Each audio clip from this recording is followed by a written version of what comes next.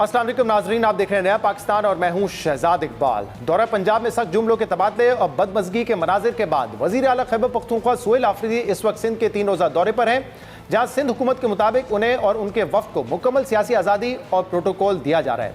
सूबाई वज़रा की जानिब से पाकिस्तान तहरीक इंसाफ को इतवार यानी कल बाग़े जना में जलसे की इजाज़त देने के बयान भी सामने आए थे, जिसके बाद आज पाकिस्तान तहरीक इंसाफ को जलसा करने की तहरीरी इजाज़त भी मिल गई है। यानी एक तरफ वज़ीर आला खैबर पख्तूनख्वा वफाकी हुकूमत के खिलाफ स्ट्रीट मोबिलाइजेशन में मसरूफ़ हैं, जबकि दूसरी तरफ पिछले कुछ अरसे से सोशल मीडिया, अखबारात और मेन स्ट्रीम मीडिया में हुकूमती सेटअप में तब्दीली को लेकर कुछ कियासाराइयाँ भी सामने आ रही हैं। किसी का कहना है कि मुल्की सियासत के ग्रैंड प्लान में एक वंडर बॉय की ज़रूरत महसूस की जा रही है। किसी का दावा है कि हुकूमत और इदारों के दरमियान सब अच्छा नहीं है और हुकूमत को कारकर्दगी बेहतर बनाने के लिए 6 माह की डेडलाइन दे दी गई है, जबकि बाज़ लोगों का यह भी कहना है कि इदारों और पंजाब हुकूमत के दरमियान भी ताल्लुकात बेहतर नहीं है। मगर सवाल यह है कि क्या इन कियासराइयों या खबरों में वाकई कोई हकीकत है या ये सब बेबुनियाद दावे हैं, क्योंकि पिछले 2 सालों और ख़ास तौर पर पिछले साल मई में पाक भारत जंग के बाद से हुकूमत और इस्टेब्लिशमेंट के दरमियान मिसाली ताल्लुकात नजर आ रहे हैं और मुल्की मईशत में भी इस्तेकाम देखा जा रहा है। इसके अलावा पिछले माह PIA की निजकारी को भी हुकूमत की बड़ी कामयाबी के तौर पर देखा गया है, जबकि सिफारती और दिफाई महाज पर भी इस हुकूमती सेटअप को कई कामयाबियां मिल रही हैं। इसलिए बजाय तो हुकूमत और इस्टेब्लिशमेंट के दरमियान कोई वाज़ेह इख्तलाफात नज़र नहीं आते और ना ही ऐसी कोई तब्दीली की वजह नज़र आती है जिससे अदम इस्तेकाम में मजीद इजाफा हो। इस्टेब्लिशमेंट के करीब समझे जाने वाले वज़ीर दाखिला मोहसिन नकवी खुद वज़ीर आज़म शहबाज शरीफ से इख्तलाफात की बातों को मुस्तरद कर चुके हैं।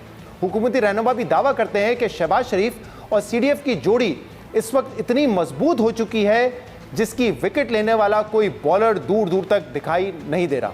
मगर अहम बात यह है कि मुल्क में सियासी इस्तेकाम लाना एक ऐसा मसला है जिस पर मुख्तलिफ हलकों की जानिब से तशवीश का इजहार किया जाता रहे। गैर मुल्की सफारतकार बिलखसूस पाकिस्तान के जिन ममालिक से बरादराना ताल्लुकात हैं, उनका पाकिस्तान से ये मुतालबा रहा है कि अगर पाकिस्तान को मुल्क में सरमायाकारी लानी है तो उसके लिए सियासी इस्तेकाम नागुज़ीर है, चाहे इस सियासी इस्तेकाम के लिए मुल्क को हार्ड स्टेट ही क्यों ना बनना पड़े। हुकूमत को यह साबित करना होगा कि तमाम मामलात हुकूमत के मुकम्मल कंट्रोल में हैं। इस पूरी सूरत पे बात करेंगे, जिसके लिए हमें ज्वाइन किया है सीनियर साफ़ी और तज्ज़ियाकार अंसार अब्बासी साहब ने और मोहम्मद मालिक साहब ने। आप दोनों का बहुत बहुत शुक्रिया ज्वाइन करने के लिए। मालिक साहब, पहले आपकी तरफ आते हैं। बज़ाहिर तो हमें नजर आता है कि हुकूमत और इस्टेब्लिशमेंट एक पेज पर है और शहबाज शरीफ साहब की अपनी जो सियासत है वो भी हमेशा ऐसी रही है कि वो इस्टेब्लिशमेंट के साथ कन्फ्रंटेशन नहीं करते, लेकिन इसके बावजूद ये खबरें आना कि शायद all is not well between government and establishment, इसकी वजह क्या है? क्योंकि कभी ये कहा जाता है, जैसे सोहेल बड़ाई साहब ने अपने कॉलम में लिखा कि जो इस सेटअप के ग्रैंड प्लान है उसमें किसी वंडर बॉय की ज़रूरत है। फिर आपने अपने प्रोग्राम्स में ये बात कही कि हुकूमत और इदारों के दरमियान सब कुछ अच्छा नहीं है और 6 महीने की डेडलाइन है कि अपनी परफॉर्मेंस को बेहतर करें। क्या वाकई कोई हकीकत है इन कियासराइयों में, इन खबरों में, या ये बेबुनियाद बातें हैं कि इख्तलाफात बढ़ रहे हैं और किसी किस्म की तब्दीली हो सकती है? Thank you for having me. बात यह है कि शहजाद, मेरी जो बात थी वो थोड़ी सी मिसअंडरस्टूड हुई है। जो सोहेल बड़ाई साहब तो दूसरी बात कर रहे हैं, मैंने जो बात की थी 6 माह की, वो मेरी ये बात थी कि जो इकोनॉमिक रिफॉर्म्स के लिए क्रिटिकल पीरियड है वो 6 माह है, और अगर इन्होंने ये 6 माह के अंदर वो क्रिटिकल इकोनॉमिक रिफॉर्म्स ना की तो ये इकोनॉमी को संभाल नहीं पाएंगे। और इकोनॉमी जिस जगह पे खड़ी भी है उसमें ये 6 माह का क्रिटिकल पीरियड है, और इसके अंदर प्राइम मिनिस्टर को अपनी टीम के अंदर चेंजेस करनी होगी, इसके अंदर मेजर पॉलिसी डिसीजन लेना होगी। तो ये 6 माह में मेरा ये मकसद नहीं कि 6 माह में गवर्नमेंट फारिग हो रही है। मेरा 6 माह का मकसद ये था कि इन 6 माह के अंदर अगर आपने इकोनॉमी के अंदर वो ड्रास्टिकली नीडेड चेंजेस ना की, पॉलिसी, स्ट्रक्चरल और 2-3 ऑन ग्राउंड डिसीजंस, तो फिर ये इकोनॉमी संभल नहीं पाएगी इनसे, और उसके फिर नतायज जो है वो तो फिर किसी भी तरफ जा सकते हैं। और गवर्नमेंट सर्कल्स में भी इस बात पर डिस्कशन होती रही है कि अगर हमें IMF से जान छुड़वानी है तो उसके लिए हमारा क्या प्लान होगा? वो बड़ी इंटरेस्टिंग एक मीटिंग भी हुई थी, और जिसके अंदर प्लान बी पेश होना था, और obviously the government did not have a plan B, तो उस पर काफी नाराजगी भी हुई, काफी बातें भी हुई। बल्कि मेरी इत्तला तो ये है कि काफी सीरियस रिस्ट्रक्चरिंग आपको प्लानिंग कमीशन में भी नजर आएगी, और हो सकता है प्लानिंग कमीशन से डेवलपमेंट वाला जो शोबा है वो अलहदा कर दिया जाए, और पहले प्लानिंग कमीशन प्योरली एक पॉलिसी टूल बन जाए और डेवलपमेंट और उसकी एग्जीक्यूशन वो दूसरी साइड पर चला जाए। और ये बहुत जरूरी चीज है जो होनी चाहिए। कंसर्न है, देखें बाहर हर अच्छा है, और जब आप इनसे डिस्कशंस करें तो वो एग्जांपल देते हैं 2022 की, कि देखें 2022 से कंपेयर करें, बिल्कुल 2022 से जब आप कंपेयर करें, आप डिफॉल्ट के ध्यान पे थे, सब कुछ था, लेकिन वो एक बहुत है शहजाद, 22 के पीछे तो डिफॉल्ट था, डिफॉल्ट में चले जाते तबाही आ जाती। तो while a lot has moved in the positive direction, बहुत ज्यादा हुआ है, डायरेक्शन ठीक है, लेकिन स्ट्रेटेजिक विजन की कमी है। तो 2022 को लोअर बार को अपना परफॉर्मेंस क्राइटेरियन रखना मेरे ख्याल में एक फेयर असेसमेंट नहीं है। वो तो बहुत बुरा था 2022, लेकिन जस्ट बिकॉज अब 2022 से बेहतर है 2025 में, मेरे नजदीक ये कामयाबी नहीं है। आप मुझे ये बताइए कि अगर आपके पास 3 साल की गवर्नमेंट हो, तो उन 3 सालों का अगर हम कारकर्दगी देखें तो हम वहां नहीं खड़े जहां हमें होना चाहिए, और हम अभी टैक्टिकल स्टेप्स नजर आ रहे हैं मुझे इकोनॉमिक पॉलिसी के अंदर, मुझे इसके अंदर स्ट्रेटेजिक स्टेप्स नजर नहीं आ रहे। बहुत से इन्होंने जो इकदाम उठाए हैं वो इन्होंने IMF के कहने पे उठाए हैं, लेकिन उसमें ये इकदाम भी उठा लिया था कि एक्सपोर्ट प्रोसेसिंग जोन भी बैन कर दें। मेरा ख्याल है कि IMF के साथ जो इनको बातें और भी रिनेगोशिएट करनी होगी, साथ साथ होती रहती हैं, उसमें थोड़ा सा ज्यादा मजबूती से इनको नेगोशिएट करना होगा। बिकॉज देखिए, तब हमें कहते थे कि देखें हमारे तो हाथ बंधे हुए हैं, बिल्कुल आपके हाथ बंधे हुए, तो सर आपने बहुत चीजें IMF की मांगी, लेकिन जब आप खुद दावा करते हैं कि हमारे मेगा इंडिकेटर्स इतने स्ट्रांग हो गए हैं, आप फिच की रेटिंग देखें, मूडी की रेटिंग देखें, वो जी हमारी 2-2 डिग्रीज ऊपर आ गई हैं, तो इसका मतलब है फिर आपके पास भी तो नेगोशिएटिंग रूम ज्यादा है ना। सही, मतलब लेकिन उसको एक्सरसाइज करते आप ये कह रहे हैं कि मतलब हुकूमत ये 6 जो माह एक स्टेबिलिटी की बात, मतलब जो ये जो स्टेबिलिटी की बात इस वक्त की जा रही होती है, वो आपको लगता है कि उसमें कोई फर्क नहीं पड़ना, हुकूमत और इदारे एक ही पेज पर हैं, किसी किस्म का चेंज एक्सपेक्टेड नहीं है?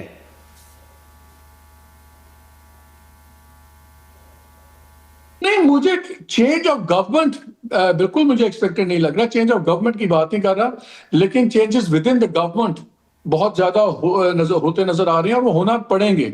अगर ये देखिए, अभी तक मुस्लिम लीग की जो रूलिंग स्टाइल है वो क्या है, मिस्टर ए देखें हमारे साथ 25 साल से हैं, अब इनको तो वजीर बनाना है, मिस्टर बी हमारे साथ 20 साल से हैं, मिस्टर सी ने हमारे लिए जेल काटी है। या तो आप इसकी बेसिस पे अगर आपने वजारतें बांटनी है तो नहीं काम चलेगा। अगर आपने वजारतें बांटनी है इस बेसिस पे कि कौन सा the right man for the right job, तो आपके पास नवाजने के लिए या किसी का ख्याल रखने के लिए बहुत पोस्ट होती हैं, बहुत अपॉइंटमेंट्स होती हैं। आप क्रिटिकल मिनिस्ट्रीज इस बेसिस पे सिर्फ नहीं रख सकते कि कोई मेरे साथ 30 साल के साथ है, कोई मेरे साथ 25 साल से है। ये फैसले करने होंगे। अगर ये इंटरनल चेंजेस नहीं करेंगे तो फिर मुझे बताएं, फिर तो पूरी टॉप की चेंज भी फिर आप उसको रूल आउट नहीं कर सकते।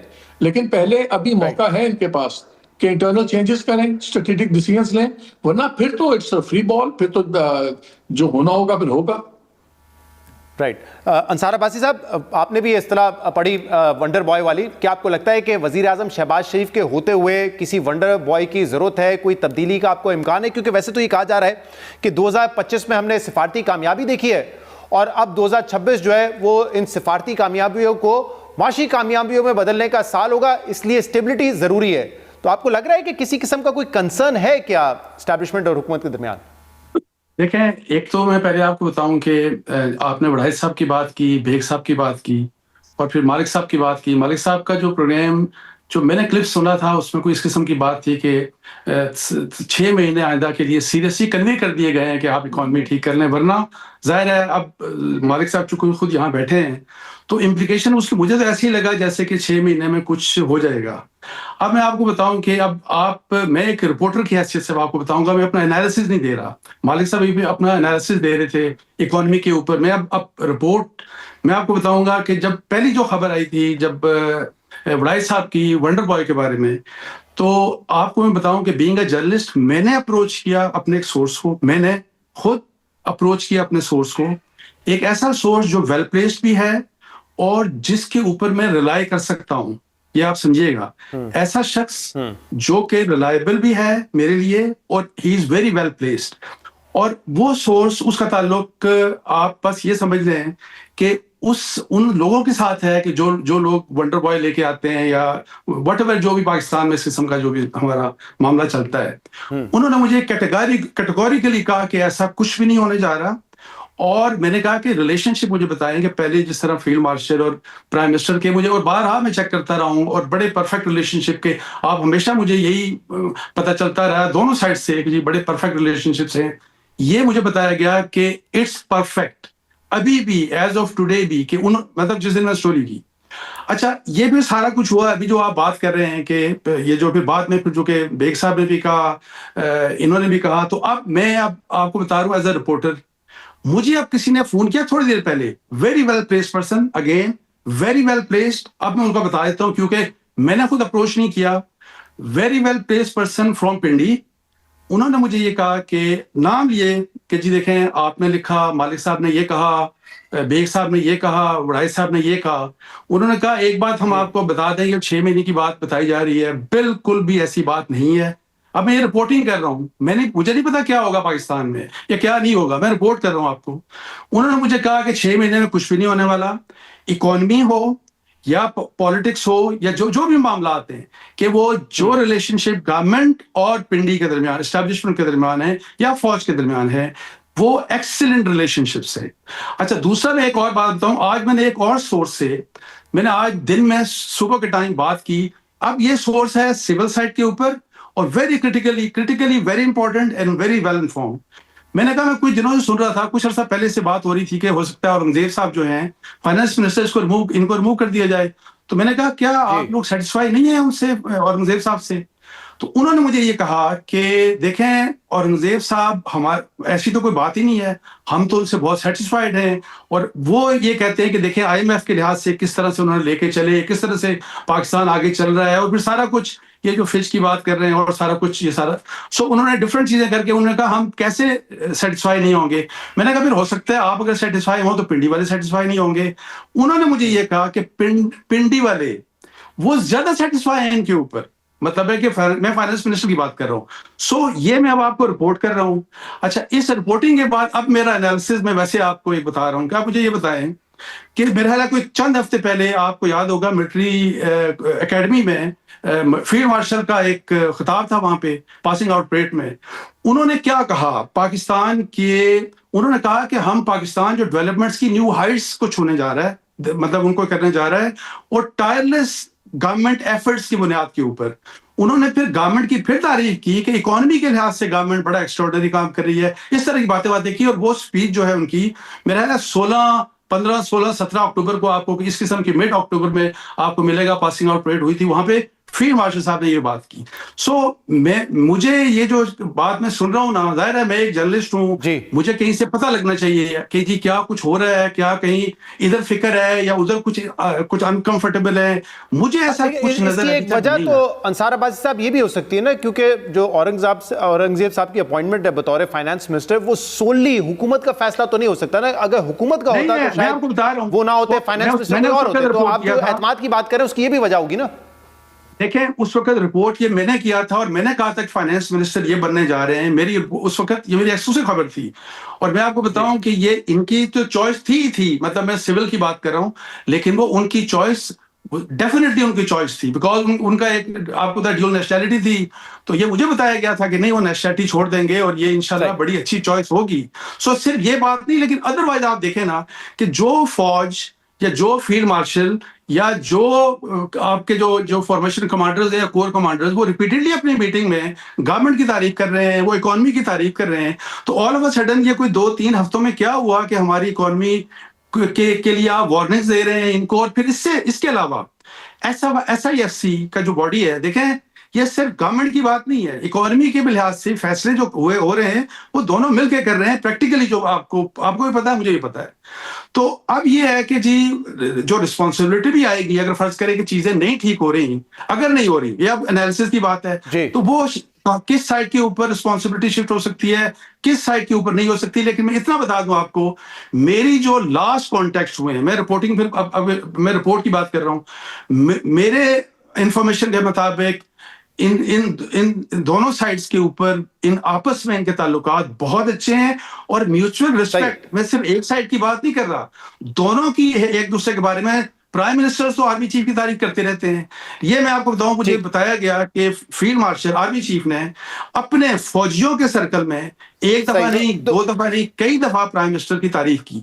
सो मुझे कोई चीज इसमें जो आपने एसआईएफसी का जिक्र किया, एसआईएफसी के जो कोऑर्डिनेटर हैं उन्होंने खुद कुछ चीजों की कुछ कंसर्न्स उन्होंने शो किए थे इंटरेस्ट रेट्स को लेके, करेंसी को लेके, लेकिन आप कह रहे हैं कि ऑल इज वेल और एक म्यूचुअल रिस्पेक्ट रिलेशनशिप है। लेकिन मालिक साहब मुझे बताइएगा, मुझे कुछ ऐसा नजर नहीं आया, मुझे कोई ऐसी चीज अभी तक इंफॉर्मेशन मिली नहीं कि ये गवर्नमेंट जा रही है, कोई वंडर बॉय आ रहा है या ऐसी कोई वार्निंग दी गई, मेरे पास कोई ऐसी इंफॉर्मेशन। मैं आगे बढ़ता हूं, जरा मुझे आगे बढ़ने दें मालिक साहब। लेकिन फिर अब ये जब रूमर्स एक तरफ ये सारी गर्दिश कर रही होती हैं तो फिर एक सवाल ये भी उठता है कि अभी रिसेंटली पाकिस्तान तहरीक इंसाफ के जो चीफ मिनिस्टर हैं खैबर पख्तूनख्वा के सोहेल आफरीदी साहब, उन्होंने लाहौर का विजिट किया, बड़ी रुकावटों का सामना उनको वहाँ पे करना पड़ा, एक तनाव की जो कैफियत थी उसमें इजाफा देखा। लेकिन वही आफरीदी साहब जब कराची पहुँचते हैं तो वहाँ पीपल्स पार्टी उनका इस्तकबाल करती है। अब PMLN और पीपल्स पार्टी दोनों इसी सिस्टम का हिस्सा हैं, तो इसको आप कैसे देखते हैं कि एक तरफ रुकावटों का सामना है, एक तरफ वेलकम किया जा रहा है उनको और खुली आज़ादी है? पीटीआई वाले खुद कह रहे हैं कि हमें तो किसी ने नहीं रोका, आए अपनी सियासी एक्टिविटी करें। इसमें फ़र्क क्यों है, इतना फ़र्क क्यों है दोनों हुकूमत के रवैयों में? मेरे ख्याल में मेच्योरिटी, इमेच्योरिटी और मेच्योरिटी का फिक्र है। मुझे आप बताएं, तहरीक तहफ़्फ़ुज़ आइन का जो छोटा सा एक रैली जारी थी अच्छा शेख साहब वाली, क्या लॉजिक थी कि आपने रोक के उसकी गाड़ियां तोड़ी, लोगों को गिरफ्तार करने की कोशिश की, कभी इसी को धक्के दिए, उसको धक्के दिए, एक नॉन इवेंट को इवेंट बना दिया। ये इमेच्योरिटी है। कौन सी क़यामत आ गई है कराची में? क्या कर लिया जाके सोहेल आफरीदी साहब ने कि जो वहां पे आसमान गिर गया? इसकी कोई रैशनल नहीं है, इसकी मेच्योरिटी है। लेकिन मैं पहले जो बात चल रही वो ज्यादा इंपॉर्टेंट बात है, मैं उसमें एक बात करना चाह रहा हूँ। देखें, जहां तक है ना फील्ड मार्शल का और आर्मी प्राइम मिनिस्टर का, absolutely they are on the same page और कहीं उसमें कंफ्यूजन नहीं है। लेकिन एक तो दो चीजों से कंफ्यूज ना करें, एक तो प्राइम मिनिस्टर की जो पसंद किया जाता है, दूसरी साइड पे उसको पूरी पार्टी की सपोर्ट ना समझा जाए, number one. Number two, finance के अंदर जो प्रॉब्लम्स हैं वो बड़ी रियल प्रॉब्लम्स हैं। अभी अब SIFC की बात कर रहे हैं, आपको आने वाले आप दिनों में देखेंगे कि SIFC की हैयत भी बदलेगी, उसके भी कुछ चेंजेस आएंगी। और एक चीज आपको मैं बता दूं, एक बड़ा सीरियस रियलाइजेशन है कि SIFC की डिलीवरी के अंदर सबसे बड़ा जो नुकसान हुआ है वो इन्होंने पहुंचाया है, जो ब्यूरोक्रेसी है, फेडरल ब्यूरोक्रेसी, और एक पैटर्न नजर आया उनको उसके अंदर। सो अंडर द सरफेस बहुत चीजें हो रही होती हैं। और अब्बासी साहब मेरे दोस्त हैं, भाई हैं, लेकिन मेरा ख्याल है कि जितने ये कंफर्टेबल हैं कि फाइनेंस मिनिस्टर बड़े फर्मली बैठे हुए, मेरा नहीं ख्याल कि हालात इतने ज्यादा कंफर्टेबल हैं। और वो सही कह रहे थे, वो पहले जो ऑफर थी वो अलाना साहब को थी, और फिर उन्होंने ही नाम मेरी इत्तला के टॉपिक रिकमेंड किया था औरंगजेब साहब का, और फिर उनकी फैमिली लिंक्स भी हैं शहबाज की फैमिली से, तो वो एवरीबडी वाज कंफर्टेबल, फौज इज कंफर्टेबल। लेकिन देखिए, ये कंफर्टेबल अब तब तक ही आप रहते हैं जब तक सारे आप की इंडिकेटर्स, बहुत सी प्रॉब्लम्स हैं जो औरंगजेब साहब के लिए भी अंदरूनी पार्टी के अंदर से कुछ लोग पैदा कर रहे हैं, उनको वो भी एक हाथ पीछे बंधे हुए अपने काम कर रहे हैं। He doesn't have all the powers also जो उनके पास होनी चाहिए, ना वो एक्सरसाइज कर पा रहे हैं। मैं यही बात कर रहा था, जो मैंने भी 6 माह की बात की थी, वो यही की थी फिलहाल, कि ये 6 माह बड़े क्रिटिकल हैं इनके लिए, ये तमाम चीजें सॉर्ट आउट करने के। कौन सी मिनिस्ट्री को कौन होल्ड करेगा, इस मिनिस्ट्री के अंदर फाइनेंस में अगर औरंगजेब साहब ने कंटिन्यू करना है तो उनको क्या उनके इम्पेडिमेंट्स हैं वो हटाएं।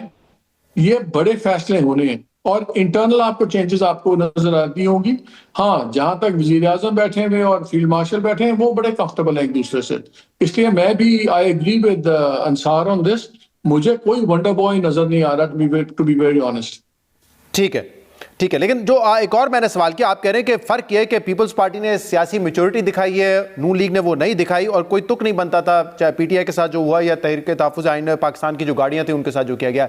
इसमें आपकी क्या राय है अंसार अब्बासी साहब? हमने देखा जब लाहौर का दौरे का सिर्फ ऐलान हुआ था, जिस दिन वो लाहौर पहुंच रहे थे तो कहा गया कि चीफ मिनिस्टर के साथ जंगली लोग आ रहे हैं, से नो टू ड्रग माफिया, जो PTI का इल्जाम है कि लोगों को प्लांट किया गया जो ड्रग पेडलर के हवाले से सवालात कर रहे थे। मतलब पूरा एक माहौल बनाया गया जिससे तनाव हमने देखा कि बढ़ा।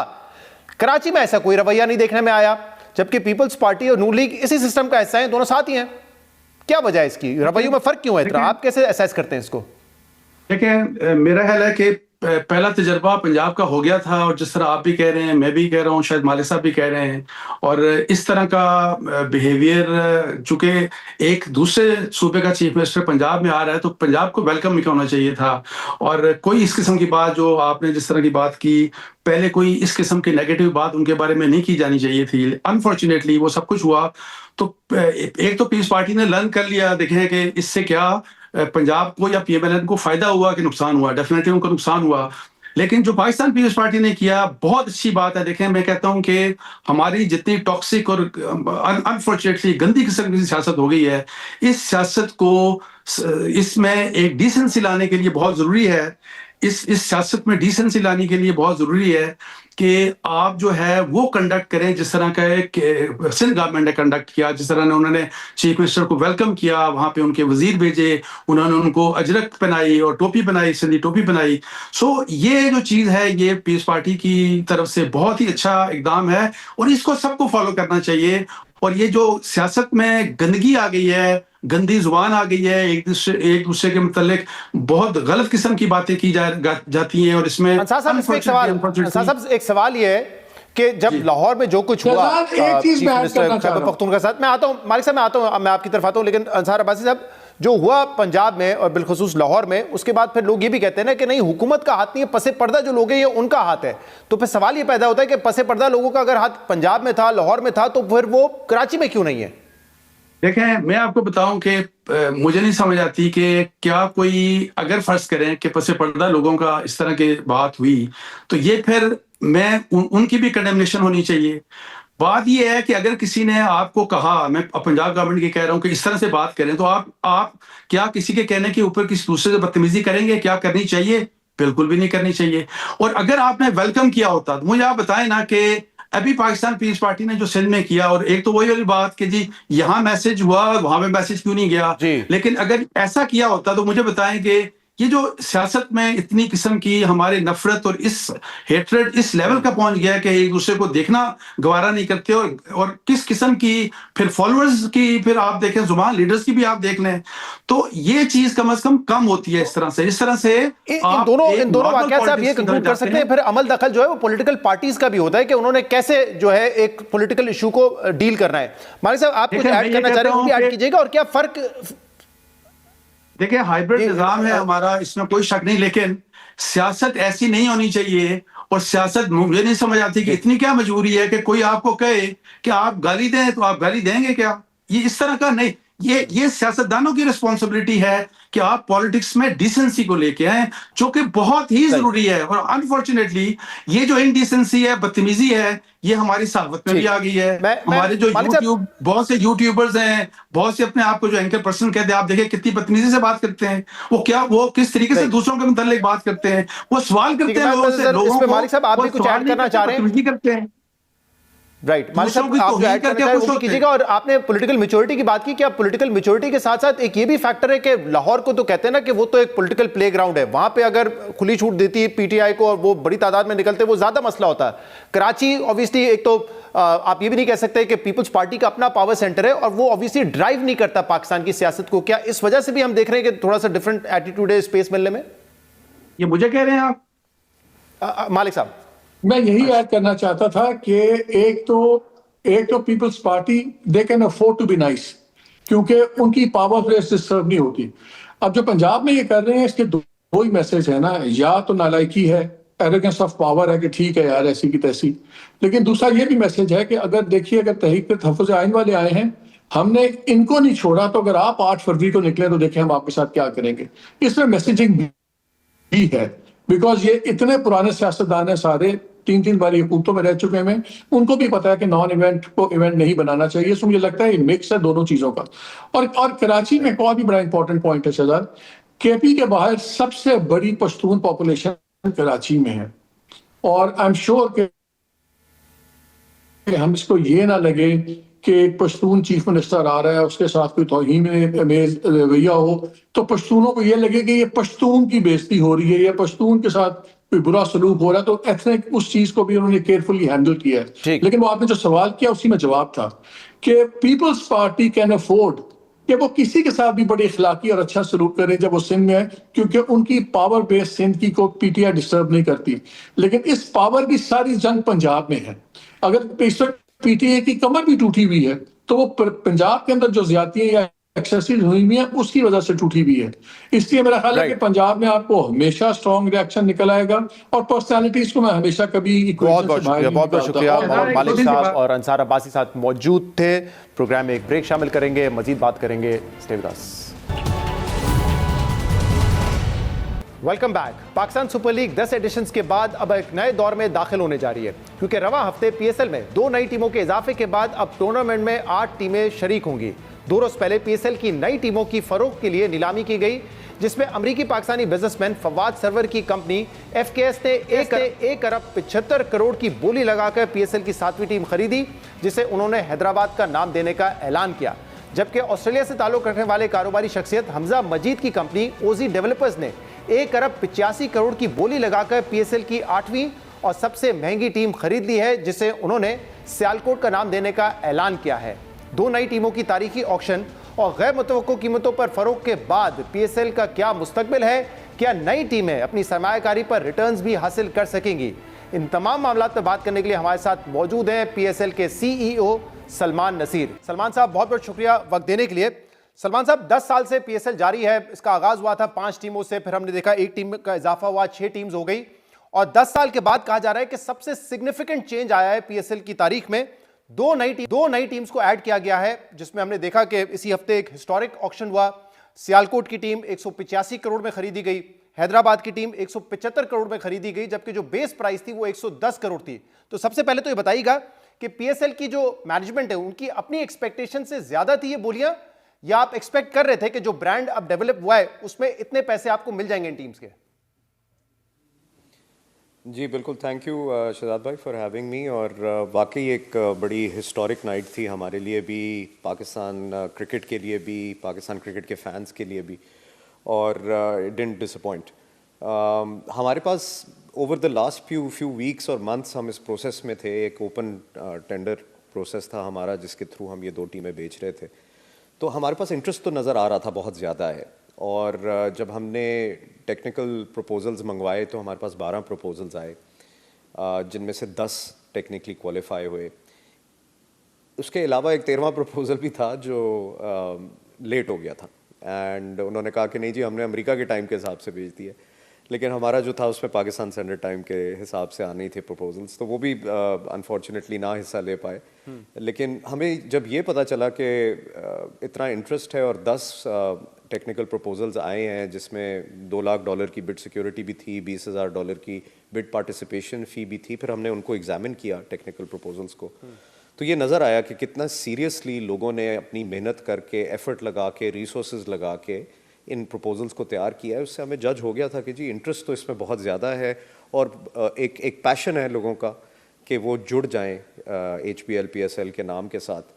तो हमारी एक्सपेक्टेशन ज़रूर थी कि बिडिंग हाई जाएगी, कंपेटिटिव जाएगी, और अल्हम्दुलिल्लाह we were able to achieve that. अच्छा सलमान साहब, ये सवाल इसलिए भी इंपॉर्टेंट है क्योंकि ओवर द इयर्स हम जो पीएसएल का बिजनेस मॉडल है, चाहे वो जो पैसा पीएसएल या पीसीबी को जाता हो या फ्रेंचाइजेस को जाता हो, उस हवाले से हम काफ़ी बहस सुन चुके हैं। कहीं ये राय आती है कि शायद जो है फ्रेंचाइजेस के लिए कोई बिजनेस मॉडल नहीं है, इतना फीजिबल ये बिजनेस नहीं है, एज अ बिजनेस नहीं है। ब्रांड वैल्यू तो ऑब्वियसली जो फ्रेंचाइजेस की है वो अपनी जगह पर मौजूद है। तो वहाँ पे जब हम देख रहे हैं, जो डिस्कशन होती थी कि शायद ये ब्रेक इवन नहीं कर पाते या मुनाफा नहीं कमा पाते, वहाँ पे 175 करोड़ की बिड आना, 185 करोड़ की बिड आना कुछ लोगों को सरप्राइज किया कि अगर इतनी बड़ी बड़ी बिड्स आ रही हैं और इतनी महंगी टीम्स खरीदी जा रही हैं, यानी कि जो ये मॉडल है ये कहीं ना कहीं मुनाफा बख्श हो सकता है इन लोगों के लिए। जी बिल्कुल बजा फरमा रहे हैं आप, और ऑब्वियसली मैं ज़्यादा डिटेल में नहीं जाऊँगा, कमर्शियली सेंसिटिव कुछ चीज़ें हम कॉन्फिडेंशियल रखते हैं, लेकिन बात यह है कि जी मुनाफा तो है, जिसकी वजह से सारी फ्रेंचाइजेज़ जो जिनको हमने ऑफ़र किया रिन्यूअल, उन्होंने रिन्यू किया एट अ हायर फ्रेंचाइज फ़ी। कुछ की बढ़ी बाय 44%, कुछ की बढ़ी बाय 93%, लेकिन उन 5 को जिनको हमने ऑफ़र किया था उन्होंने अपने रिन्यू किए कॉन्ट्रैक्ट्स। और मेरा ख्याल है कल का जो परसों का बल्कि ऑक्शन का प्रोसेस था, वही एक गवाही दे रहा है आपको कि लोगों को कितना फेथ है इस मॉडल के अंदर और HBL PSL के अंदर। लेकिन यहाँ पे जो 2 नई फ्रेंचाइजीज हैं उसको आपने 85 करोड़ गारंटी किया है कि ये पैसा जो है, जो शेयर मिलता है फ्रेंचाइजीज को PCB PSL की तरफ से, वो आपको मिलेगा।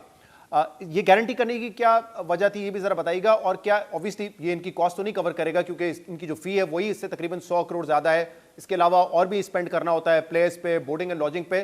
तो क्या ये सस्टेनेबल होंगी टीम्स इनके लिए? क्योंकि माजी में हमने देखा है मुल्तान सुल्तान के 2 ओनर्स, पहले शॉन ग्रुप और फिर जो अली तरीन साहब थे, वो छोड़ के जा चुके हैं फ्रेंचाइजीज को। तो आपको लगता है कि जिस प्राइस पे खरीदी गई सस्टेनेबल होगा फ्रेंचाइजीज के लिए? जी बिल्कुल, देखें 85 करोड़ जो हमने गारंटी किया था इन 2 नई फ्रेंचाइजेस के लिए, आपने पूछा कि उसकी वजह क्या थी, और वो ये थी कि हम अपने बाकी राइट्स जो हैं वो इस वक्त टेंडर कर रहे हैं। थोड़ा सा मॉडल के बारे में आपको बता देता हूँ कि हम फ्रेंचाइजेस से लेते हैं फ्रेंचाइज फ़ी सालाना। तो जो अमाउंट्स आपने शुरू में बताई वो एक सालाना फ्रेंचाइज फ़ी है जो ये नए फ्रेंचाइजेस हमें देंगे, और 10 साल के लिए इनके साथ मुआहदा होगा। इन रिटर्न हम सारे कमर्शियल एसेट्स को बेचते हैं एज द PSL, और उसमें से 95% शेयर जो है वो फ्रेंचाइजेस को मिल जाता है। पिछले साल इससे ज़्यादा ही शेयर अगर कमर्शियल एसेट्स की डिटेल भी बता दें, क्योंकि ये एक ऐसा इशू है जो बार बार ज़ेरे बहस आता रहता है, but you are the best person to tell us कि कमर्शियल एसेट्स में क्या आते हैं जो कि इसमें आपके जी ज़रूर, इसमें आपके मीडिया राइट्स आ जाते हैं, TV broadcasting, live streaming, digital clips, Pakistan की टेरिटरी के, बाहर के मुल्कों की टेरिटरी के, इसमें आपकी टाइटल स्पॉन्सरशिप आ जाती है, इन स्टेडिया स्पॉन्सरशिप आ जाती है, गेट रिसीट्स आ जाती हैं, एनीथिंग एंड एवरीथिंग जो PSL रिलेटेड हम सेल करते हैं at a commercial level, central pool में उस सारे को डाल देते हैं आफ्टर डिडक्टिंग प्रोडक्शन एक्सपेंसेस। उसके बाद लास्ट ईयर जो फ्रेंचाइजेस को, ईच फ्रेंचाइज को शेयर मिला वो 85 करोड़ से ज़्यादा ही था, लेकिन वो डिवाइड हो रहा था उस वक्त 6 फ्रेंचाइजेस में, अब होने जाएगा 8 फ्रेंचाइजेस में। टाइटल स्पॉन्सरशिप ऑलरेडी हमने सिक्योर कर लिया है विद HBL, जिसकी वजह से ये नाम बरकरार है HBL PSL का। तो हमें उसका तो आइडिया हो गया हुआ था ऑलरेडी कि there is a significant increase पहले साल से लेके 10वें साल तक। अब जो वो दे रहे हैं वो as their sponsorship fee has increased by 505%, और वो भी एक रिकॉर्ड ब्रेकिंग नंबर था फॉर HBL PSL।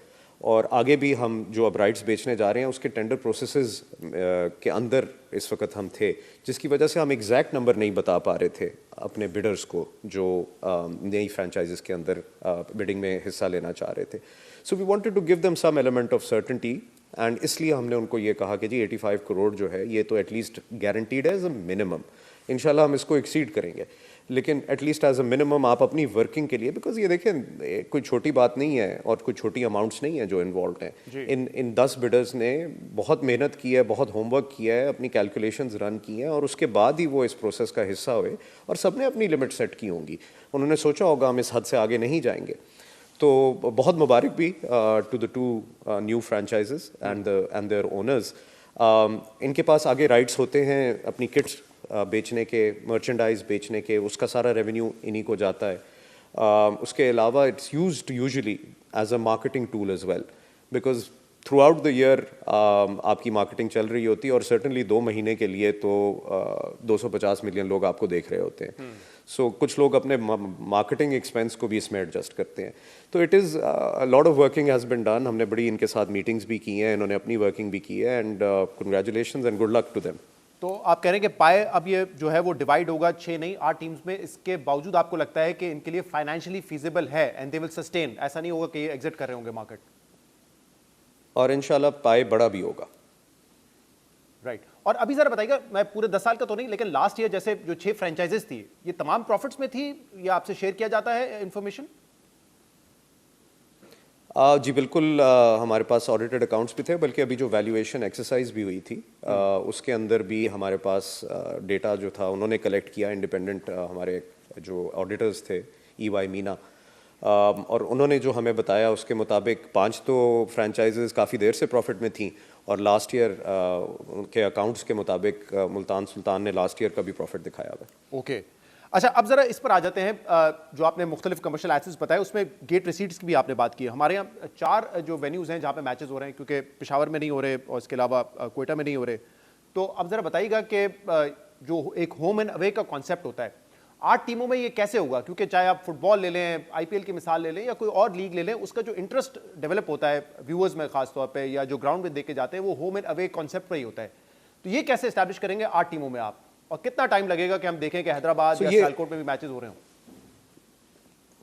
जी बिल्कुल, ये कॉन्सेप्ट लेके हम आगे पास्ट में भी चलते रहे हैं। लाहौर के हम हमेशा कोशिश करते थे कि लाहौर कलंदर्स के 5 मैचेस होम वाले लाहौर में हों, कराची किंग्स के 5 मैचेस उनके होम के कराची में हों, मुल्तान में इसी तरह होते रहे, इस्लामाबाद में भी होते रहे, इस्लामाबाद यूनाइटेड के। और हमने होम डेजिग्नेट कर दिया था, अनफॉर्चुनेटली क्योंकि कोयटा और पेशावर में नहीं हो पा रहे थे मैचेस, तो हमने उनके होम डेजिग्नेट कर दिए थे। पेशावर के होम मैचेस पिंडी में हो रहे थे और कोयटा के लास्ट ईयर लाहौर में ही हुए। और इसी तरह हम अब आगे एक्सपैंड करना चाह रहे हैं। ख्वाहिश यही है कि हम और स्टेडियम्स जो हैं उनको उनमें HPL PSL के मैचेस कराएं। इसी मद में फैसलाबाद का स्टेडियम भी तैयार हो रहा था, इस दफ़ा टीम नहीं आई उनकी, which was surprising for some people, लेकिन बहुत अच्छा हो भी गया बिकॉज हमारी भी बड़ी ख्वाहिश थी कि सिंध के अंदर एक और टीम हो। और इसी तरह सियालकोट की एक क्रिकेटिंग हिस्ट्री है, तो हमारी बड़ी ख्वाहिश थी कि सियालकोट भी रिप्रेजेंट हो HPL PSL के अंदर। तो हमारा प्लान तो है एक्सपैंड करने का। चेयरमैन साहब ने बात भी की है, उन्होंने कहा भी है, उनका एक फोकस है स्टेडियम्स के ऊपर, इनकी अपग्रेडेशन के ऊपर और ग्रास रूट लेवल के ऊपर क्रिकेट को इंक्रीज और इन्हांस करने के लिए। तो it's very much in the pipelines और टाइमलाइंस उन्होंने बड़ी स्ट्रिक्ट दी हैं, तो इंशाल्लाह जल्दी नज़र आएगा। राइट। और सलमान साहब ज़रा बात करते हैं ड्राफ्ट के ऊपर, प्लेयर ड्राफ्ट के ऊपर, क्योंकि 30 जनवरी को आई थिंक डेट डिसाइड हुई है। 6 टीम्स के पास ऑब्वियसली अच्छे प्लेयर्स हैं, प्लैटिनम गोल्ड कैटेगरी सब में है। अब जब 2 नई टीम्स ऐड की गई हैं तो क्या होगा? तमाम प्लेयर्स को रिलीज़ किया जाएगा या जो 6 फ्रेंचाइजेज हैं उनको ये इजाज़त दी जाएगी कि कुछ प्लेयर्स जो हैं वो रिटेन कर सकते हैं और जो बाकी पूल बचेगा उसका ड्राफ्ट होगा? क्या अब तक फैसला हुआ है इस हवाले से? अच्छा, अभी तक ये भी फैसला नहीं हुआ कि ये ड्राफ्ट होगा कि नहीं होगा। और ये 30 को होगा, ये भी फैसला आज हम करने जा रहे हैं। बल्कि आपके शो के बाद मैं चेयरमैन साहब से मिलने जा रहा हूँ इसी पॉइंट के ऊपर कि वेदर 30th को हम ये करेंगे कि नहीं करेंगे। डेट फाइनलाइज हो जाएगी। दूसरा, बहुत सी मशावरत जारी थी विद दी 5 फ्रेंचाइजेस जो एग्जिस्टिंग थी, और हम वेट कर रहे थे कि ये 2 नए फ्रेंचाइजेस भी हमें ज्वाइन कर लें और उसके बाद हम ये कंसल्टेटिव फैसला करें कि क्या हमने ड्राफ्ट की तरफ जाना है, ऑक्शन की तरफ जाना है, या कोई मिक्स करना है, हाइब्रिड करना है। तो ये सारी चीज़ें डिस्कशन हो गई भी। अब 2 नई के साथ हमने जो फ्रेंचाइजेस आई हैं उनके साथ बैठना है और उनके साथ बैठ के फ़ैसला करना है, और मुशावरत के बाद इंशाल्लाह हम जल्दी अनाउंस करेंगे कि किस तरफ जा रहे हैं। लेकिन मैं आपसे ऑप्शंस फिर भी शेयर कर देता हूँ क्योंकि फैंस का बहुत ज़्यादा इंटरेस्ट है इस चीज़ के अंदर कि किस तरफ लेके चल रहे हैं। और एक कल रात ऑक्शन परसों रात हुआ है जिसकी वजह से हमने देखा कि कितना इंटरेस्टिंग और हाइप क्रिएट ये ऑक्शन हुआ, PIA का हुआ, तो सब ऑब्वियसली आप बिल्कुल सही कह रहे हैं, सब ये कह रहे हैं, फिर IPL की तर्ज का हमें भी ऑक्शन करवाना चाहिए क्योंकि ऑक्शन यहाँ पे सक्सेसफुल हुआ है। जी। कुछ जो एग्जिस्टिंग फ्रेंचाइजेज हैं उनका व्यू ये है कि जी देखें, जो प्लेयर ड्राफ्ट है उसके अंदर कंपेटिटिव होता है। हमने कैटेगरीज बनाई होती हैं और हर कैटेगरी में से कुछ लोग लिए जा सकते हैं, तो उसकी वजह से एक बैलेंस जो है वो बना रहा है पिछले 10 साल के अंदर। और हमने इसका रिजल्ट देखा ग्राउंड के ऊपर भी कि जब बैलेंस टीम्स होती हैं कंपेटिटिव रहता है, और उसकी वजह से लास्ट ओवर फिनिशेस भी हो रही हैं, लास्ट बॉल फिनिशेस भी हो रही हैं। तो एक अच्छा इस्टेब्लिश मॉडल है, आप इससे क्यों हटना चाहते हैं? एक कुछ फ्रेंचाइजेस का व्यू ये है। वो ये भी कहते हैं कुछ फ्रेंचाइजेस के जी देखें प्लेयर्स तो अच्छे आ ही जाते हैं और इसी प्राइस रेंज में आ जाते हैं, तो आप क्यों इससे ज़्यादा आगे बढ़ना चाह रहे हैं? कुछ का व्यू ये है कि जी देखें रिटेंशंस कम करें, स्पेशली नई फ्रेंचाइजेस का भी आई एम श्योर यही व्यू होगा कि जी आप 0 पे लेके जाएं, एक रीसेट करें, ये एक फॉर्मेट चेंज होने जा रहा है। तो इस वक्त इज़ द राइट टाइम कि आप कंप्लीट रीसेट करें, सारे प्लेयर्स को पूल में फेंकें और लेट द मार्केट डिसाइड कि जी कौन किसको पिक करता है और कितनी अमाउंट में पिक करता है। उसका भी एक एडेड एडवांटेज है of course. On the flip side कुछ फ्रेंचाइज ये कहते हैं जी देखें कुछ प्लेयर्स हमारे साथ एसोसिएटेड रहे हैं for a very long time, और हमने उनको इन अ वे ग्रूम भी किया है, डेवलप भी किया है। फैंस की भी एसोसिएशन इसलिए कुछ प्लेयर्स के साथ है, हमारी टीम के साथ है, क्योंकि वो हमारे साथ खेलते हैं। तो आप हमसे ये ब्रांड की कंटिन्यूटी क्यों लेके जाते हैं? तो एक मिक्स है ऑफ ओपिनियन। इंशाल्लाह इकट्ठे बैठ के इसके ऊपर जल्दी फैसला करेंगे। लेकिन इसका इस बात से कितना ताल्लुक है, क्योंकि ऑब्वियसली जो लोकल प्लेयर्स होते हैं वो तो मेन आपके प्लेयर्स होते हैं चाहे कोई भी लीग हो, लेकिन ऑब्वियसली ऐड वैल्यू करते हैं जो इंटरनेशनल प्लेयर्स आते हैं, लोगों का इंटरेस्ट होता है, जो फैंस देखने जाते हैं उनका इंटरेस्ट होता है। तो अगर हम एक ड्राफ्ट मॉडल से निकल के जाते हैं ऑक्शन मॉडल पे, जहाँ पे जो अच्छा प्लेयर हो उसको ज़्यादा से ज़्यादा पैसे दिए जा सकें, उनके लिए कितना अट्रैक्टिव होगा? क्योंकि मेरे ख्याल से जो लास्ट जो मैंने देखा है डेविड वार्नर ऑस्ट्रेलिया के, वो सबसे ज़्यादा अब तक हमने उनको पैसे दिए हैं, $3 लाख, वो भी फ्रेंचाइज ने $2 लाख दिए थे, बाकी शायद पीसीबी ने ये रखा हुआ है कि वो इजाफी रकम उनको देंगे। अदरवाइज जो टॉप कैटेगरी है प्लैटिनम, वो $2 लाख की है, लेकिन हम देखते हैं दूसरी लीग्स में इससे ज़्यादा भी पैसे मिल रहे होते हैं। तो क्या हम बेहतर प्लेयर्स अट्रैक्ट कर सकेंगे अगर ऑक्शन मॉडल की तरफ जाते हैं तो? ऑक्शन मॉडल में जाने के लिए एक तो हमें ये भी देखना है कि हम अपना प्लेयर पर्स कितना इंक्रीज कर सकते हैं, क्योंकि एक जनरल व्यू अभी तक यही रहा है फ्रेंचाइजेस का जी कि हम बिल्कुल सही वॉलेट के ऊपर खड़े हैं, इससे ऊपर हमें नहीं जाना चाहिए, हम बेस्ट प्लेयर्स अट्रैक्ट कर सकते हैं जी। 1.3 का है और इसको इंक्रीज पीसीबी कर देता है by adding $100,000 for each franchise. तो हमारा तो ख्वाहिश है कि हम इस पर्स को इंक्रीज़ करें, but again it has to be consensus. तो हम इसलिए कोशिश कर रहे हैं कि कलेक्टिवली एक व्यू बना पाएँ कि जी इंक्रीज़ करने का वक्त आ गया है। और एक और चीज़ है जो हम एक्सप्लोर कर रहे हैं, वो एक डायरेक्ट साइनिंग्स की ऑप्शन है कि कुछ प्लेयर्स को डायरेक्टली फ्रेंचाइज जाके साइन भी कर ले, और जहां फॉरेन प्लेयर्स को एडिशनल पैसे मिल रहे हैं ऑक्शन के थ्रू या डायरेक्ट साइनिंग के थ्रू बाहर की दुनिया में, लोकल प्लेयर्स को भी मिलने चाहिए। और चेयरमैन साहब का इस पर भी बड़ा एक स्ट्रॉन्ग व्यू है कि जी हमारे local players are the ones that make the real value for HBL PSL, तो इनको भी उसके हिसाब से रिम्यूनरेशन मिलनी चाहिए। तो ये सारी बातें हैं, इंशाल्लाह अगले कुछ दिनों के अंदर इसके ऊपर मशावरत के बाद फैसला कर देंगे। राइट। और ये भी क्या आप तय हो गया कि जो IPL की विंडो है वही PSL की विंडो रहेगी? इस साल तो ऐसा ही है, पिछले साल भी था। और पर्सनली मैं ये काफ़ी डिस्कस करता रहा हूँ अपने, जो मैं बात करता हूँ PSL के वाले से, ये बहुत लेट हुआ है क्योंकि फेब का टाइम ऐसा होता है जहाँ पे Australia, New Zealand, south Africa, India, यहाँ पे सीरीज हो रही होती हैं, और जब ये 4 टीमें खेल रही होती हैं तो ऑब्वियसली इनके मुखालिफ 4 टीमें होती हैं, यानी कि 8 जो टीम्स हैं उनके मेन प्लेयर्स तो इंटरनेशनल ड्यूटीज़ पे होते हैं। तो ये बहुत पहले कर लेना चाहिए था, लेकिन अब ये हतमी फैसला है कि IPL की विंडो में ये रहेगा, क्योंकि जो प्लेयर्स IPL नहीं खेलेंगे वो फिर एटलीस्ट PSL में आ जाएंगे। इंटरनेशनल एंगेजमेंट्स इस टाइम पे इतनी नहीं होती मार्च अप्रैल के सीजन में। जी, और यही वजह बनी जिसकी वजह से पिछले साल और इस साल भी हमने यही विंडो देखी। एक ये वजह बनी और एक वजह ऑब्वियसली यही थी कि ICC के इवेंट्स थे फरवरी और मार्च में, जिसकी वजह से हम अपनी ट्रेडिशनल विंडो से बाहर आ गए। और ये एक obviously well thought out logical फैसला था कि यही विंडो बनती है। और आगे हम देखेंगे, ऑब्वियसली 8 टीम्स आ गई हैं, विंडो भी आपको ज़्यादा चाहिए, मैचेस भी ज़्यादा होने जा रहे हैं। तो क्या आजकल के क्रिकेटिंग कैलेंडर में इतनी बड़ी विंडो है कि हम इतने अच्छे मैचेस और कम्पिटिटिव मैचेस जो हैं वो स्प्रेड आउट करके एक विंडो में करा सकें?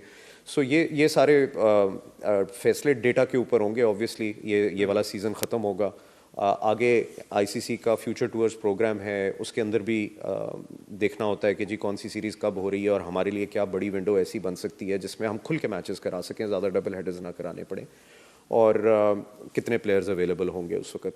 तो हतमी फैसला इंशाल्लाह HBL PSL 11 के डेटा कलेक्शन के बाद होगा। सही, क्योंकि यहाँ पे हम अगर compete भी कर रहे होंगे तो सिर्फ IPL से कर रहे होंगे, और ऑब्वियसली compete एज एन ऐसे कि जब इंटरनेशनल प्लेयर्स ऑब्वियसली प्रेफर करेंगे वहाँ पे, क्योंकि वहाँ पैसे ज़्यादा मिलते हैं, इकॉनमी बड़ी है। मैं भी देख रहा था कि LSG जो उनकी सबसे चीपेस्ट टीम है वो 7,090 करोड़ में जो है वो उसकी बिड लगी थी। तो ऑब्वियसली उनकी इकॉनमी पाकिस्तान से 10 गुना बड़ी, वो कंपैरिजन तो नहीं हो सकता, लेकिन एटलीस्ट जो प्लेयर्स IPL में नहीं जाते या बेंच होकर बैठ जाते हैं वो हम अट्रैक्ट कर सकेंगे इस विंडो को अगर हम कंटिन्यू करते हैं तो। जी, HBL PSL की वैसे भी एक बड़ी अट्रैक्टिव चीज़ यही है कि इट्स अ शॉर्टर फॉर्मेट, आपका मोमेंटम जारी होता है, प्लेऑफ्स के आसपास पीक करता है और आप 5-6 हफ्ते के अंदर हाई क्लाइमैक्स के अंदर ये टूर्नामेंट ख़त्म कर देते हैं। कुछ लोग ऐसे भी हैं क्रिकेटर्स हमने देखे हैं इस साल जिन्होंने ऑप्ट आउट किया है और उन्होंने चूज़ किया है कि हम रादर HBL PSL खेलेंगे, जिसमें फैफ डुप्लेसी भी हैं, मोइन अली भी हैं और कुछ और नाम भी हैं जो हम वक्त के साथ अपनी मार्केटिंग स्ट्रेटजी के साथ शेयर करेंगे। लेकिन we are an attractive option, और कंपैरिजन हम किसी से नहीं करते, हम कहते हैं कि we are in a league of our own.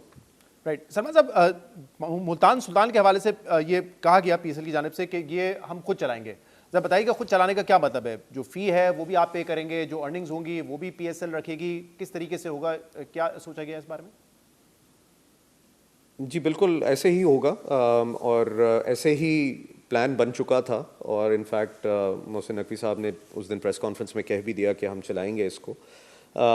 मेरी थोड़ी सी ख्वाहिश है कि इस वक्त माहौल कुछ ऐसा है और बिडर्स इतने इंटरेस्टेड हैं कि शायद ये मौका है कि हम मुल्तान सुल्तान को टेंडर कर दें, लेकिन वो पेपरा की गाइडलाइंस जो हैं और टाइमलाइंस हैं वो भी हम एक दफ़ा देख रहे हैं। मेरी मैं नकवी साहब को किसी तरह मना लूँ कि मुल्तान सुल्तान को भी टेंडर आउट कर देते हैं, लेकिन उनकी भी एक ख्वाहिश है और वो भी बजा है बिल्कुल। वो कहते हैं कि जी मैं ये जो क्रिटिसिज्म हो रहा है एक तो मैं अल्फाज से नहीं काम करके दिखाना चाहता हूँ दुनिया को, और ये हुआ भी ऑक्शन के ऊपर, लेकिन वो मुल्तान सुल्तान्स की हद तक भी करके दिखाना चाहते हैं कि how a model franchise should be run और how it can be profitable. वो करके खुद दिखाना चाह रहे हैं और दिखा भी देंगे, इसमें भी कोई शक नहीं है।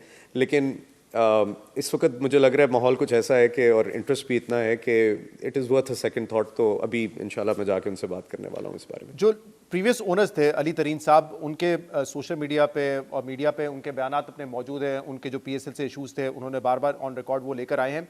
फॉलो आउट हुआ क्यों और रिकनसाइल क्यों नहीं कर सके? बिकॉज कुछ स्टेटमेंट्स मैंने उनके देखे कि मैंने तो कांटेक्ट भी किया PCB से, लेकिन वहाँ से कोई जवाब नहीं आता। मैंने उनको चाय की भी दावत दी कि आए चाय पीते हैं, डिस्कशन करते हैं।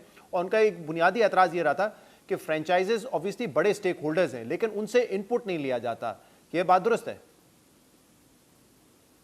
सर देखिए, इस पे हमने हमारी पब्लिक पोजीशन यही रही है कि हम इसको मीडिया पे नहीं डिस्कस करेंगे। जो भी बातें हैं हमें बोर्ड रूम के अंदर डिस्कस करनी चाहिए।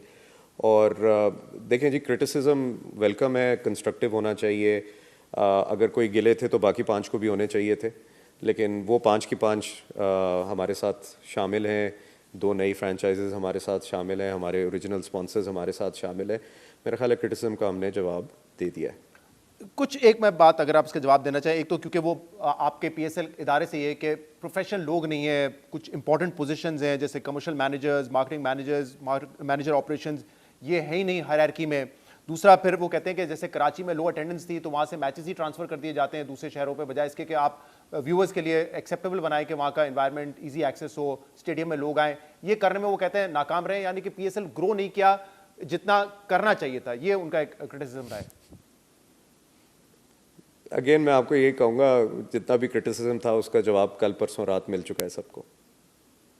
आपके ख्याल में जो हाई बिड्स मिले हैं उससे जो है वो एक जवाब चला गया है कि पीपल आर इंटरेस्टेड? सही सर, पुराने 5 आपके साथ खड़े हैं एट हायर फ्रेंचाइज फी। आपका टाइटल स्पॉन्सर 10 साल से आपके साथ खड़ा है। 10 बिडर्स आपके साथ जुड़ने को तैयार हैं। 2 ने रिकॉर्ड ब्रेकिंग प्राइस दी है। क्रिटिसिज्म भी सोच के करना चाहिए। बहुत बहुत शुक्रिया। सलमान नसीर साहब हमारे साथ मौजूद थे। प्रोग्राम में एक ब्रेक शामिल करते हैं, मजीद बात करेंगे। Stay with us. Welcome back. Iran में महंगाई के खिलाफ 2 हफ्ते पहले शुरू होने वाले मुजाहरे देखते ही देखते ईरानी निज़ाम हुकूमत के खिलाफ हालिया बरसों के सबसे बड़े मुजाहरों में तब्दील हो गए हैं। और अमरीकी सदर की ईरानी हुकूमत को धमकियां और मुजाहिरीन के हक में बयानात ने इन सवालात को जन्म दे दिया है कि क्या अमरीका वेनेजुला की तरह ईरान में भी रिजीम चेंज ऑपरेशन की तैयारी कर रहा है। ईरानी मीडिया के मुताबिक मुजाहिरीन ने कल रात ईरान के शहर कराज में म्यूनिसिपल बिल्डिंग को आग लगा दी, जबकि अब तक दर्जनों अफराद की हलाकतों और मुजाहिरीन पर तशद्दुद के दावे भी सामने आ रहे हैं। इंसानी हकूक़ पर नज़र रखने वाली अमरीकी तंजीम ह्यूमन राइट्स एक्टिव एजेंसी के मुताबिक मुजाहिरों में अब तक 65 अफराद हलाक हो चुके हैं, जिनमें 50 मुजाहिरीन और 15 सिक्योरिटी एहलकार भी शामिल हैं। जिसके बाद अमरीकी सदर ने कल रात एक बार फिर ईरान पर हमले की धमकी दोहराते हुए कहा है कि ईरान की हुकूमत बड़ी मुसीबत में है, अगर उन्होंने अपने शहरियों को मारा तो हम कार्रवाई करेंगे। हमने ईरान की सूरत हाल पर नज़र रखी हुई है। अमरीकी सदर ट्रंप के इन धमकियों के बाद अक़वाम मुत्तहिदा में ईरान के मुस्तकिल नुमाइंदे अमीर सईद इरवानी ने आज सिक्योरिटी कौंसिल को ख़त लिखा है, जिसमें अमरीका पर ईरान में बदअमनी और पुरतशद्दुद कार्रवाइयों को हवा देने का इल्ज़ाम लगाया है। इसके अलावा ईरानी पासदारान इनकलाब की जानिब से भी आज एक सख्त बयान जारी किया गया है, जिसमें अवाम से दुश्मन की साजिशों को नाकाम बनाने की अपील करते हुए वाज़ेह किया गया है कि पासदारान इनकलाब के लिए मुल्क की सलामती रेड लाइन है, जिसका तहफ़्फ़ुज़ यकीनी बनाया जाएगा। नाज़रीन, आज के प्रोग्राम में इतना ही। शो से इजाज़त दीजिए। अल्लाह हाफ़िज़।